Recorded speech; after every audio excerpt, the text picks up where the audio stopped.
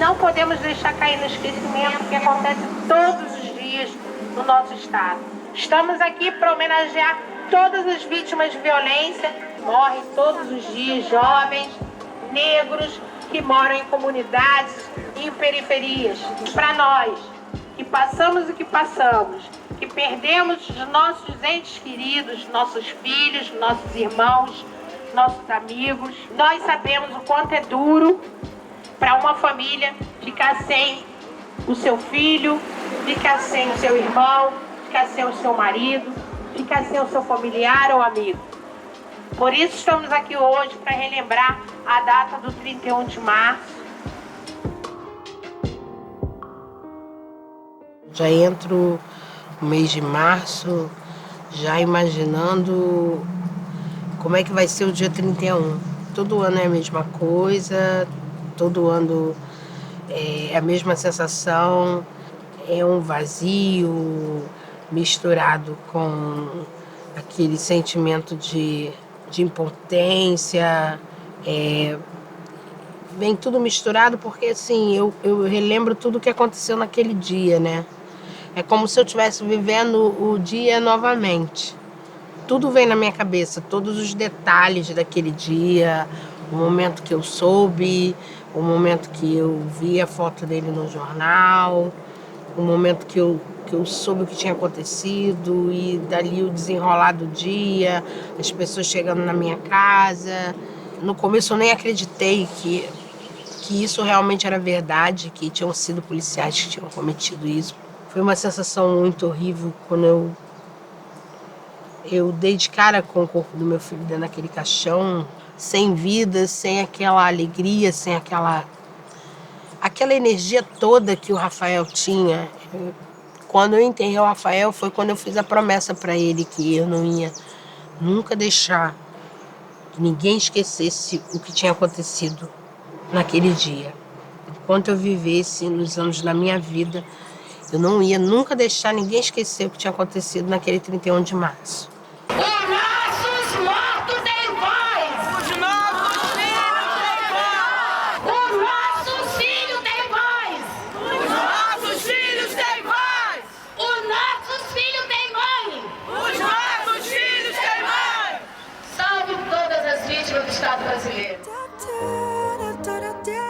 Antes de eu sair, eu tive um último contato com o Rafael. Eu cheguei próxima a ele e passei a mão no rosto dele, passei a mão no peito dele. E como ele era um jovem de 17 anos, ele já estava começando a criar pelos no peito. Então eu falei para ele, você vai ficar igual o seu pai. E ele deu um sorriso para mim, que eu não esqueço até hoje. Passou aquele momento, ele disse para mim que ia para casa de um amigo aqui próximo para ver uns DVD, para ver uns filmes. E eu, quando cheguei em casa, 10, 15 minutos depois, o meu filho caçula chegou em casa apavorado, dizendo o que tinha acontecido, que tinham matado várias pessoas, várias crianças no bar, na Rua Gama, que ele tinha ido lá e que parecia uma cena de filme de terror. Eu olhei para o céu quando ele me contou aquilo tudo e falei com Deus que tivesse misericórdia daquelas mães que estavam sofrendo ali, que estavam desesperadas. Mas em nenhum momento eu imaginei que eu fosse uma dessas mães.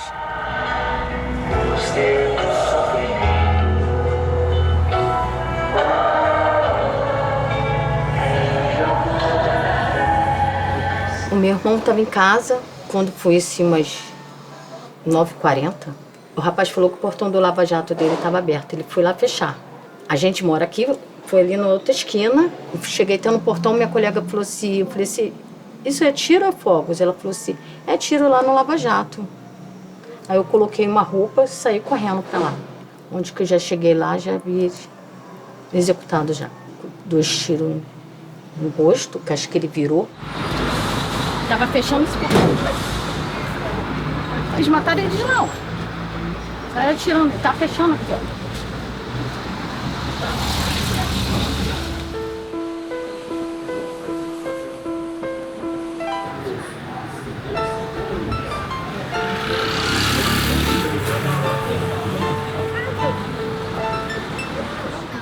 Fabrício era um jovem universitário, com 26 anos. Saiu para ir a uma festa, estava ele e um amigo, vizinho nosso, do mesmo condomínio. E ao sair da festa, eles sofreram uma tentativa de assalto. Um outro carro emparelhou e apontou a arma. E eles decidiram fugir, buscar ajuda num DPO.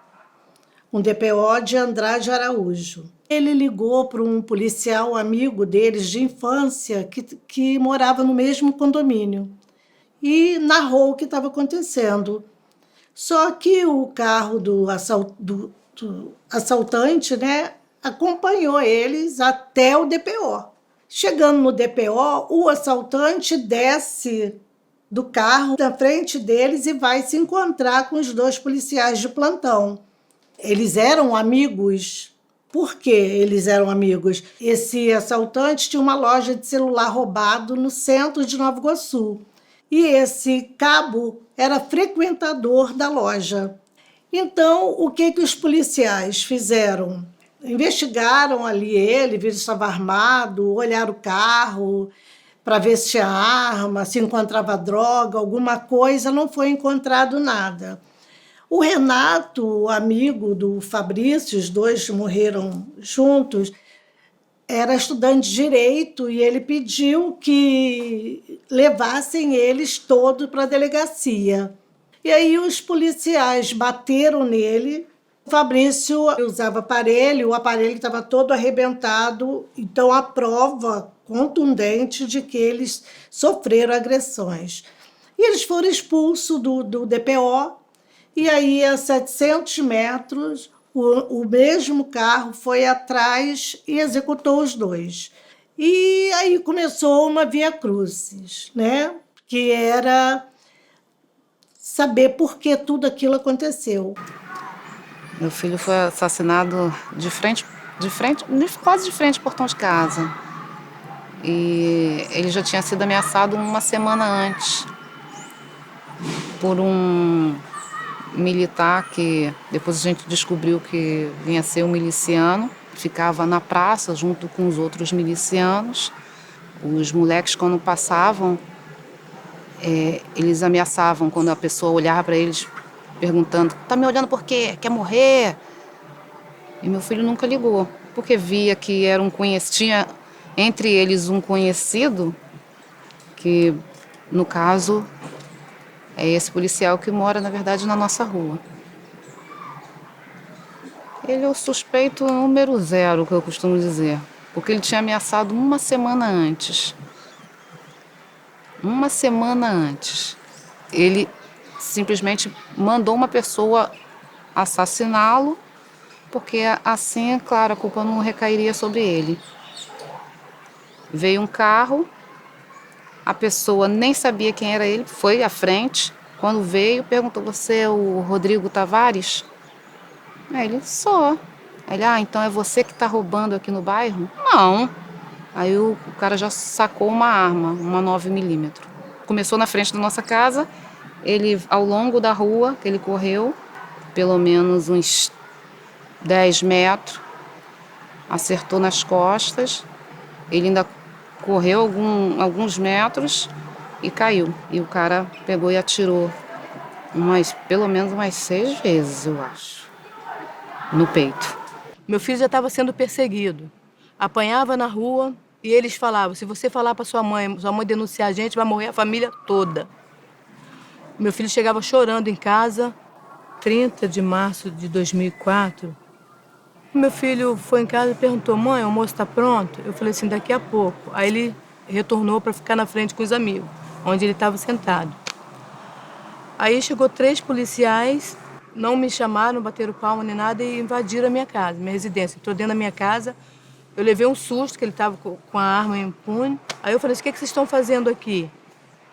Eles falaram assim: eu estou aqui que recebi uma denúncia anônima que seu filho está guardando droga de bandido aí. Aí eu falei assim: que dentro da minha casa não tem nada, não. Aí eu não sabia quem prestava atenção. Um foi pro quarto, eu falei assim: meu Deus, o que vai acontecer aqui? O meu filho estava mais à frente, falou assim pros amigos, eu fiquei sabendo depois: vou lá ver o que tá acontecendo com a minha mãe, que os policiais entraram lá até agora, não saiu. Os meninos falaram, não vai não, Flavinho. Não vai não, é os caras que tá matando, da P2. Eu falei assim, não devo nada, eu vou lá. Aí tirou meu filho praticamente dos meus braços, falava coisa pro meu filho que eu não podia ouvir. Eu falei assim, o que eles estão falando pra você, Flavinho? Ele só falava, eu não tenho nada a ver com isso que você tá me falando, só falava isso pra me ouvir. Eu vendo meu filho sendo ali alvejado, né? Meu filho correu depois de ter levado tiro pelas costas, que eu vi tudo, foi na minha frente. Eles deram tiro, acertou na perna do meu filho caiu. Meu filho caiu, ele ainda acertou no braço do meu filho mexia no braço assim, ó.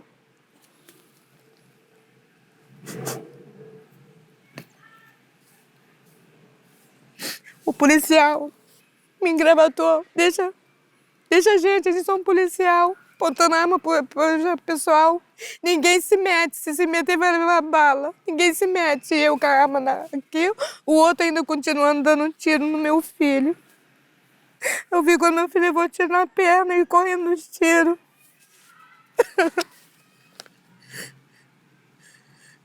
Meu filho nem gritava, ele corria olhando dentro dos meus olhos. Tipo, pedindo, mãe, socorro. Ele passou correndo por mim. Meu filho não deu nem um gemido, porque ele viu que eu tava vendo ali. Meu filho saiu com vida. Eu quis, eles me empurraram. Quando faz uma curva lá, deram mais 3 a 4 tiros. Eu falei assim, pronto, acabaram de matar meu filho.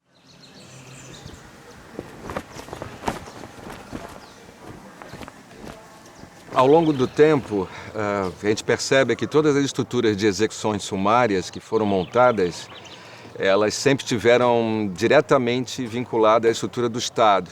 Não é uma hipótese que o Estado foi corrompido, que houve um processo de corrupção desse Estado por parte de agentes externos ao Estado. O que a gente percebe é que é o próprio Estado, ele em si, aqueles que ocupam os espaços do Estado, grupos políticos que ocupam diferentes funções no legislativo, no executivo e no judiciário também, que essa estrutura sempre esteve diretamente vinculada às execuções sumárias. Então, nos anos 60, 70, 80 e 90, a partir da ditadura militar, civil-militar no caso, você teve a atuação de matadores, de grupos de extermínio. Ao longo do tempo eles se projetaram politicamente, vários matadores, eles se lançaram candidatos, foram vereadores, prefeitos, deputados estaduais, dentro de uma trajetória de sucesso político. O Estado ele está de tal maneira vinculado ao crime, o Estado não está vinculado ao crime, o Estado é o agente criminoso, que é por isso que você tem esses números assustadores, porque todos esses casos que nós estamos falando aqui foram praticados por agentes públicos não tentando impor a ordem, que seria uma das suas funções, mas agente público tentando manter um espaço de interesse deles, de negócio deles. Existe uma economia, não é mais uma para-economia que eu falava há um tempo atrás, que o crime era uma para-economia. Não é uma para-economia, não é paralelo à estrutura econômica. Ela é diretamente vinculada à estrutura econômica. Então, é uma estrutura de crime organizado que movimenta muito dinheiro. E ela só é assim porque o Estado está presente. O crime, a ilegalidade, qualquer esquema de violento, de obtenção de ganho, ele tem uma participação direta da estrutura do Estado, que legitima e que permite que aquilo funcione. Eu vivia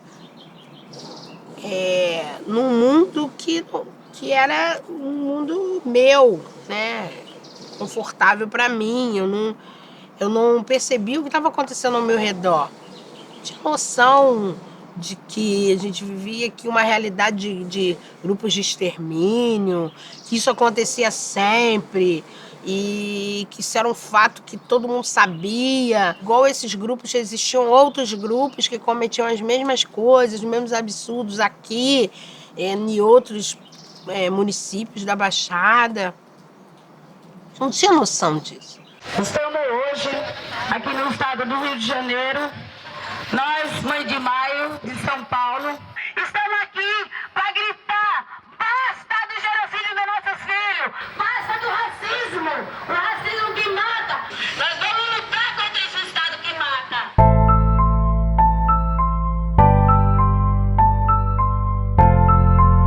gostaria de que mudasse isso tudo. Um desejo de mudar, mas está longe de ter mudança. Está longe. Não vai ter. O Estado não tem competência para mudar isso também, não. Não tem mesmo. Porque você vê tantos policiais aí fazendo tantas coisas e não muda nada. Você vê, às vezes ele tem quantos processos em cima, como esses da chacina, tiveram muitos processos em cima e não mudou nada. E esses policiais que fazem essas chacinas por aí, o Estado todo sabe quem são eles. O funcionamento dos grupos de extermínio sempre tiveram a proteção, um respaldo jurídico. São pouquíssimos os que conseguiram ir adiante em termos de investigação sobre esses membros de grupo de extermínio, sempre resultam em absolvição, em não condenação dessas pessoas. Os assassinos das 29 vítimas estavam acostumados a fazer isso. Eles tinham vários crimes nas costas, vários, né? Um deles tinha 14 inquéritos nas costas, 14 processos nas costas. Foram os outros que tinham seus processos também de auto de resistência, né? Então não eram para estar nem trabalhando na polícia militar, mas estavam. Então eles tinham certeza da impunidade. Por quê? Porque já tinham cometido outros crimes, vários, à luz do dia, em queimados, pessoas de testemunhas viram várias vezes, eles não se escondiam. A atitude deles era uma atitude de quem tinha certeza de que não iam ser punidos. Enquanto nós vivermos, os nossos filhos têm voz! Os nossos filhos têm voz!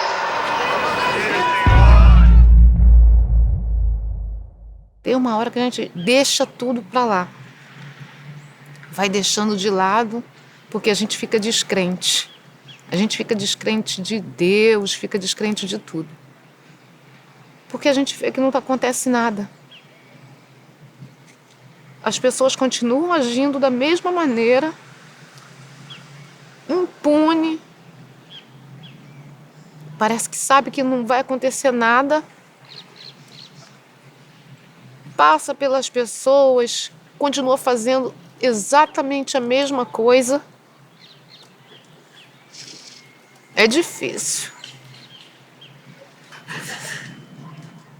As pessoas acham que eu sou forte. Mas não é, não. Às vezes tem dia que eu acho que... É horrível o que eu vou dizer, mas tem dia que eu acho que o ódio é mais forte que a minha dor. É extremamente difícil. Todo dia é muito difícil. O mais sofisticado, o mais elaborado e o mais forte de todos os sistemas de execuções sumárias, de crime organizado, que é a milícia. A milícia hoje ela tem uma estrutura, um padrão, hoje, que supera todos os padrões anteriores de matadores ou de grupos de extermínios, Mão Branca dos anos 80 ou Esquadrão da Morte dos anos 70. Esse padrão está todo superado agora por uma estrutura com poder articulado com empresas econômicas muito poderosas, articulada com estrutura policial, articulada com grupos paramilitares e com total silêncio e total conluio da estrutura do Estado envolvido diretamente nisso. Esses matadores continuam na estrutura de poder da Baixada. Áreas onde estão ocorrendo essas chacinas são controladas por esses cidadãos que já foram matadores e hoje vivem dessa fama. Então, há uma construção política onde a personalidade daquele que é vinculado à execução sumária, ele é associado à segurança, associado à limpeza daquela área e proteção, e ele passa a regimentar votações expressivas para ele, estruturas de poder muito maiores e articulações com grupos como milícia ou como grupo paramilitares para poder atuar politicamente. Na Baixada tem muito desaparecimento. Isso é um dado assustador, porque quando você desaparece, você não tem o corpo, em tese você não tem a materialidade do crime e não tem como investigar. A regra é essa. Então tem muito crime praticado na Baixada Fluminense que é com desaparecimento de corpo. Se desaparece, isso não entra na estatística de crime de homicídio pela polícia, naturalmente. Esse aqui é o meu filho. Esse daqui é o meu filho. E esse daqui é o Rodrigo que sumiu com ele, né? Meu filho, em 2003, meu filho desapareceu numa festa junina. Aí, ele, quando saiu da festa, ele foi abordado pelos policiais. Eu andei tudo quanto é lugar. Eu sei que ele foi para uma festa, foi levar uma amiga na casa dela, a voltar da residência dela, disse que uma breja parou ele, que o policial era conhecido, desde pequeno que eu conheço ele. E meu filho conhecia ele desde pequeno. Só tem que os colegas dele disseram que foi ele que abordou meu filho, né? E ele realmente ele falou para mim que ele abordou ele, mas ele não sumiu com ele. Aí comecei a andar, aí no momento eles disseram que não tinha nada a ver, que não sei o quê, porque eu não chegava nem a falar nada, chegava nos lugares, o caso dela foi desaparecido. Chegava em outro lugar, a mesma coisa. A senhora fica querendo procurar coisa aqui dentro da delegacia, eu não vou deixar a senhora entrar na minha delegacia, não. Que disse o quê? Quando eu dei o cartão para ele, aí ele chegou, me chamou, ficou lá conversando comigo. Aí chamou o carcereiro de lá, de dentro. Aí ele falou assim, você vai lá dentro da carceragem, você vê esse menino aqui. Você está vendo essa foto aqui? Esse aqui é o Fábio Eduardo, mas o apelido dele é Iba. Falou 3 vezes para ele assim, eu sentado assim, ele aqui descosta de mim. Aí foram lá dentro, né? Eu fiquei lá, ele conversando comigo, enrolando com aquela conversa dele toda. Aí eu falei, ele tá aí? Não, não tá. A senhora vai ver só, a gente vai coisa, mas eu não posso deixar a senhora ir lá dentro, porque não sei o quê, tem muito preso valente lá dentro. Quando demorou uns 10 minutos, o cara chegou. Aí ele virou e falou assim, o Rodrigo também, né? Aí eu peguei, virei e falei para ele assim, então ele tá aí dentro, o Rodrigo também? Ele assim, não, o Rodrigo. Eu disse, então, como é que o senhor sabe que é o Rodrigo? Aí, até agora, né? Na Baixada, isso se repete e as pessoas ficam muito sem voz. Isso é muito duro. Você não tem a quem se socorrer. Você tem uma instituição, você tem a Igreja Católica lá que dá alguma contribuição, você tem uma outra instituição que tenta contribuir, mas é muito pouco para o volume que tem. O volume que se tem de gente desaparecida e que sofre violações nos direitos mais mínimos que você pode imaginar, e às vezes os mais importantes, é de número enorme na Baixada. A vida, para mim, ficou em preto e branco. Ela perdeu a cor. Acordar não tinha sentido. Levantar de manhã, eu levantava, os dias que eu ficava em casa, que eu não saía para a luta, do jeito que eu acordava, eu ficava até a hora de dormir de novo. Eu virei um objeto, alguma coisa. Eu perdi vida. Eu perdi a minha vida durante um longo tempo. Até um dia que meu filho mais novo chegou e me agarrou e me sacudiu e falou, mãe, você tem eu e a Marcela. O Fabrício morreu, mãe. Aí aquilo dá assim, te sacode. E aí eu fui, aos poucos, eu vivo um dia de cada vez. Eu não planejo nada, eu não faço planos de nada. Amanhã, quando eu acordar, a vida vai me guiando. O que eu vou fazer? Se tem que falar para o filho, te amo, abraça, beija. O que tiver que fazer com qualquer pessoa, com a mãe, com o pai, com quem quer que seja. Faça para não chegar amanhã. Quando eu vi meu filho morto, a primeira coisa que eu falei, meu filho, eu quero te beijar. Beijei o corpo dele todo. Era beijo, beijo, eu quero te beijar. Não que eu não tenha dado beijo nele em vida. Mas, sabe, aquela coisa, e isso eu tenho certeza que isso eu aprendi nesse momento tão difícil. Em Então é isso, é um rascunho da história que eu, como mãe, vivi a morte do meu filho. Porque, assim, a falta, nada no mundo vai substituir.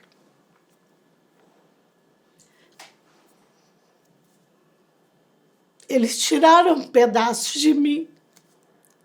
Ah, mas já tenho 11 anos, mas para mim foi ontem.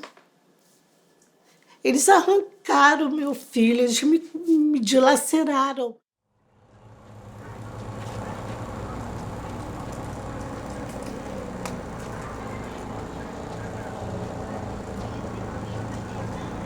Por todas as mães vítimas, com toda a nossa força, não iremos esquecer.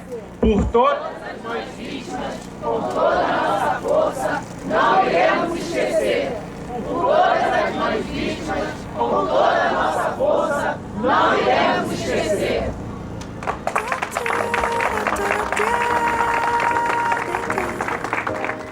Keina Modesto Dias, Sandro de Moura Vieira, Bruno da Silva Souza, Galupo Florido Ferreira, César de Souza Penha, Douglas Alves de Paulo, Elizabeth Soares de Oliveira.